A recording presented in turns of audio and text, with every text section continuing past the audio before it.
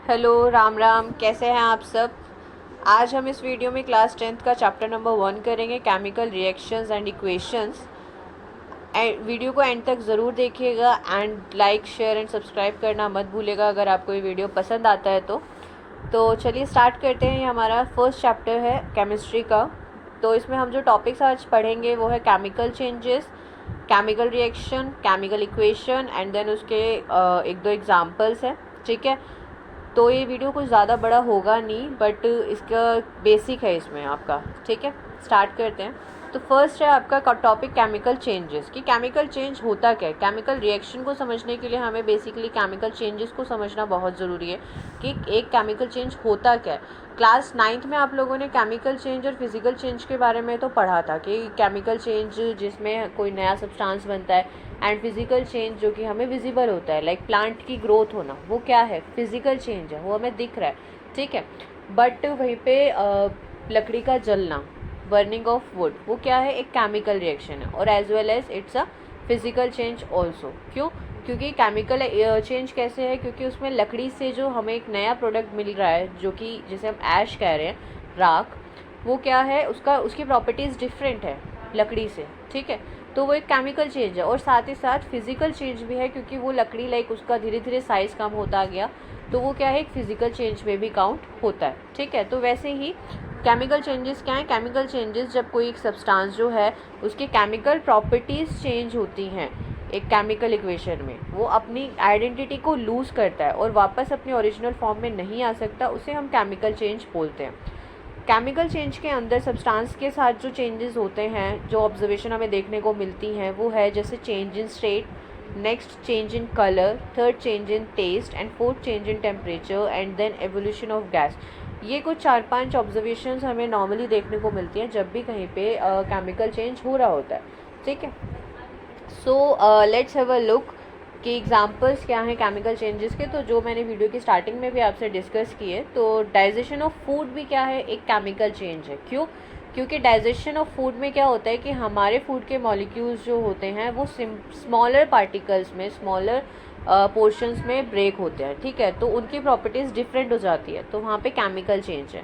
Respiration is also a chemical change, because इसमें भी क्या होता है कि हमारे पास जो एंड का प्रोडक्ट होता है वो होता है कार्बन डाइऑक्साइड एंड वाटर। ठीक है, तो ये भी क्या है, एक केमिकल चेंज है।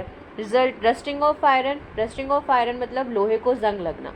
तो ये तो हमने अपनी रियल लाइफ में भी देखा है कि कहीं पे भी कोई आयरन का ऑब्जेक्ट होता है, अगर वो एयर के कांटेक्ट में है, मॉइस्चर के कांटेक्ट में है, तो उस पर थोड़े टाइम बाद जो है एक ब्राउनिश कलर की लेयर आ जाती है। अब ये ब्राउन कलर की लेयर होती क्या, ये बेसिकली जब आयरन या कोई भी मेटल जब ऑक्सीजन के साथ रिएक्ट करती है इन द एयर में, एयर के प्रेजेंस में, तो वो एक उस पर जो लेयर फॉर्म होती है वो होती है ऑक्साइड की। तो जैसे आयरन पे है तो वो आयरन ऑक्साइड की लेयर है।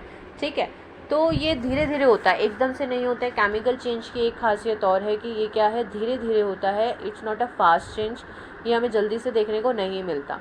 ठीक है, नेक्स्ट बर्निंग ऑफ कैंडल, मोमबत्ती का जलना, ये भी क्या है, केमिकल चेंज है। बर्निंग ऑफ वुड, ये मैं डिस्कस कर चुकी हूँ कि ये भी क्या है, केमिकल चेंज है। इसके अलावा दूध से दही बनना, it's also a chemical change, because milk की प्रॉपर्टीज़ डिफरेंट होती हैं एंड कर्ड की प्रॉपर्टीज़ डिफरेंट होती हैं, इनका पीएच लेवल भी डिफरेंट होता है और इनका अगर हम टेक्सचर देखें तो वो भी डिफरेंट होता है। ठीक है, तो और एंड हम दही से वापस मिल्क नहीं बना सकते। ठीक है, तो वो अपनी स्टेट को चेंज नहीं कर पाता। Let's move on to the next slide. So next topic है हमारा केमिकल रिएक्शन, कि केमिकल रिएक्शन होता क्या है, होती क्या है केमिकल रिएक्शन जो हम पढ़ने जा रहे हैं। तो बेसिकली जो केमिकल चेंज होता है उसको हम केमिकल रिएक्शन के थ्रू एक्सप्लेन करते हैं, कि जैसे chemical reaction is a process in which reactants react chemically and converts into products by chemical transformation. कि मतलब केमिकल रिएक्शन एक ऐसी प्रोसेस है जिसके अंदर रिएक्टेंट्स आपस में रिएक्ट करते हैं और एक प्रोडक्ट फॉर्म करते हैं, इसे हम केमिकल रिएक्शन बोलते हैं। जैसे कि मैंने बताया कि आयरन ने ऑक्सीजन के साथ रिएक्ट किया, तो आयरन एंड ऑक्सीजन यहाँ पे क्या है, हमारे रिएक्टेंट्स हैं, because they are reacting with each other, so they are reactants. ठीक है, और उनके रिएक्ट करने से जो हमें एंड प्रोडक्ट मिल रहा है which is iron oxide, right, तो वो हमारा क्या है, प्रोडक्ट। ठीक है, तो ये क्या है, पूरी केमिकल इक्वेशन रिएक्शन। अब जैसे यहाँ पे एक एग्जाम्पल भी दिया हुआ है कि we inhale oxygen which reacts with glucose and produces carbon dioxide, water and energy. नीचे उसकी इक्वेशन भी दी हुई है कि ग्लूकोज का फॉर्मूला होता है हमारे पास C6H12O6 एंड देन ऑक्सीजन के साथ जब वो रिएक्ट करता है तो हमें carbon dioxide, water and energy, ये 3 प्रोडक्ट्स हमें मिलते हैं। ठीक है, इसको मैंने अभी डिस्कस भी किया था कि रेस्पिरेशन जो है वो क्यों एक केमिकल चेंज है, इसलिए वो मैंने डिस्कस किया था। तो उसकी इक्वेशन आपको यहाँ पे गिवन है और ये इक्वेशन एग्जाम के पर्पज से बहुत इंपॉर्टेंट है बिकॉज इस पर क्वेश्चन आपसे पूछा जाता है। Next topic is chemical equation. अभी हमने पढ़ा केमिकल चेंज क्या होता है, उसके बाद मैंने बताया आपको कि केमिकल रिएक्शंस बेसिकली क्या होती हैं। अब हम पढ़ेंगे केमिकल इक्वेशन। तो chemical equation basically it's a representation of chemical reaction using symbols and formulas of the substances is called chemical equation. Chemical equation जो है बेसिकली ये रिप्रेजेंटेशन ही है केमिकल रिएक्शन की, जिसको हमने वर्ड्स में बोला कि लाइक मैंने आपको एग्जांपल दिया था कि iron plus oxygen gives iron oxide. तो जो मैंने बोला उसको रिप्रेजेंट करने का जो तरीका है उसमें हम सिंबल्स यूज़ करते हैं, फॉर्मूलाज यूज़ करते हैं। तो जो रिप्रेजेंट करने का तरीका है उसको हम केमिकल इक्वेशन बोलते हैं। फॉर एग्जांपल जैसे A प्लस B, 2 रिएक्टेंट ने मिलकर प्रोडक्ट बनाए C एंड D, तो इट्स अ इक्वेशन। ठीक है, तो केमिकल रिएक्शन को ही रिप्रेजेंट करने का तरीका जो है वो केमिकल इक्वेशन कहलाता है। आई होप आपको ये चीज़ समझ में आई होगी। इक्वेशंस को बैलेंस करके भी हम लिखते हैं, तो बैलेंसिंग के ऊपर मैं एक अलग सी वीडियो बनाऊंगी, बट अभी आप बस ये समझिए कि केमिकल इक्वेशंस को हम होती क्या है। ठीक है, next equation consist 2 parts. First one is reactant, second is products. ये हमें पता है कि जैसे A और B जो थे वो रिएक्टेंट थे, मतलब they are reacting with each other, right. So उन्हें हम रिएक्टेंट बोलते हैं। जैसे यहाँ पे भी अगर हम एग्जांपल लें तो ग्लूकोज और ऑक्सीजन आपस में रिएक्ट करते हैं, तो ग्लूकोज यहाँ पे और ऑक्सीजन क्या है, रिएक्टेंट है। बट वहीं पे हम देखें कार्बन डाइऑक्साइड एंड वाटर, ये क्या है, हमारे प्रोडक्ट्स।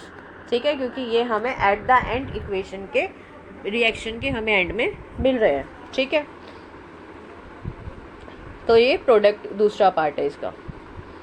अब इसी पे एग्जांपल लेते हैं। जैसे यहाँ पे एक इक्वेशन लिखी है मैंने, magnesium plus oxygen gives magnesium oxide. ठीक है, तो उसको सिंबल में मैग्नीशियम का सिंबल Mg होता है, ऑक्सीजन को हम O2 से रिप्रेजेंट करते हैं विच गिव्स अस MgO। अभी रिएक्शंस बैलेंस नहीं है बिकॉज मैंने अभी आपको बैलेंसिंग नहीं समझाई है, तो बैलेंसिंग के लिए अलग से वीडियो आएगा। अभी के लिए आप बस इनको समझिए कि हम लिखते कैसे हैं, बैलेंसिंग हम बाद में करेंगे।